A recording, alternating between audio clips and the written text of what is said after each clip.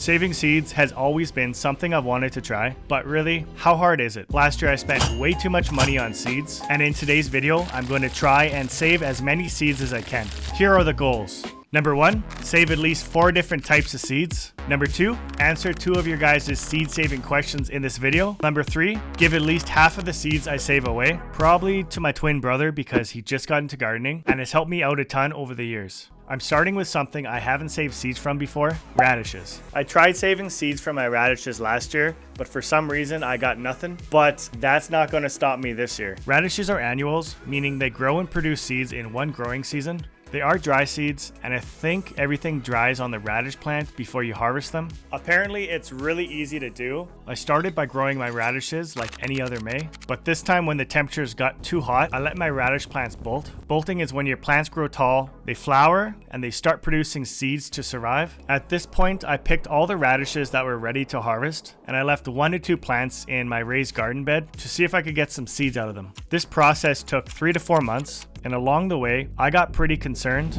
We had a big storm come through and the 2 radish plants blew over and snapped the main stems almost in half. I didn't know what would happen to the radish seeds at this point, but I had hope. When 80% of the seed pods were brown, it was time to pick them. I picked the full seed pods and put them into a glass jar. I don't know if it'll work, but I figured the extra layer of protection from the seed pods would do some good. In each of the seed pods, I noticed that there were 5 to 10 seeds. I was shocked with how many radish seeds I got from the 2 plants. So I drove over to my twin brother's place and gave him a ridiculous amount of radish seeds. Did you break them? 1 out of 4 different seeds saved, gave half the radish seeds away. I consider that a success. On to the next seed. The next one isn't as simple, but it's our first wet seed. Tomatoes. With wet seeds, they are on the inside of your vegetable. The tomato seeds are covered with this gelatin type substance and need to be fermented. Cut your tomato seeds in half. I just use a spoon to scoop out all the tomato seeds into a glass jar. This was definitely the messiest part of the whole video, but I'm determined to give some tomato seeds away. Add a little bit of water and let everything sit at room temperature out of direct sunlight for 3 to 5 days to ferment. One of you guys asked what the coating around the tomato seeds do. It's a germination inhibitor that stops your tomato seeds from germinating too soon. To get rid of it, it's a process called fermentation. Fermentation breaks down the gelatin type substance around your tomato seed. After the 3 to 5 days, any of the tomato seeds that have sank to the bottom are good. Anything floating at the top are seeds that won't germinate, and I use a small spoon and scrape off the top layer of bad seeds with the pulp.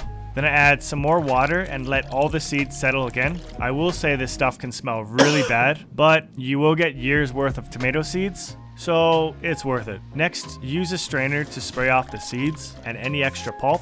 Then place your tomato seeds on a paper towel to fully dry for 5 to 7 days. This wasn't as hard as I thought it would be. I've now got this massive jar of tomato seeds. I don't think I'm going to be able to use every single one of them, so I drove back to my twin brother's place to give him more seeds. There is a piece of cheesecake if anybody wants a piece of cheesecake. 2 out of 4 different seeds saved. Give away half the tomato seeds. Answered 1 out of 2 questions. This next one is one you probably wouldn't think to save seeds from. Broccoli. I always start my broccoli seeds indoors because of how short our growing season is. It gives me a head start. Bigger, better broccoli, baby. Since it takes 50 to 90 days to harvest your main head of broccoli, what I do is harvest the main head of broccoli and let all the side shoots bolt and produce the seeds for me. With your broccoli plants, apparently you can get a bunch of seeds from just one plant, but I guess we'll find out if that's true or not. When your broccoli bolts, it'll grow tall and start to flower. The flowers are honestly one of the most beautiful things I've ever seen in my garden. 2 to 3 months after you harvest your main head of broccoli, the seed pods will start to turn brown. One of you guys asked how you should store your seeds. From my experience, storing them in a dry, cool, and dark area will make them last the longest. I couldn't believe how many broccoli seed pods were on this one plant, so I picked the largest ones first. I filled up this glass jar within minutes and had way too many seeds for myself. My twin brother was for sure getting sick of all these seeds I was bringing him. I figured I'd start them in my grow room and then just post them on Facebook and give them away for free to anyone that actually needs them. Goal: 3 out of 4 different seeds saved. Give away half the broccoli seeds eventually. Answered 2 out of 2 questions. I wanted to give you guys at least one herb in this video. Dill.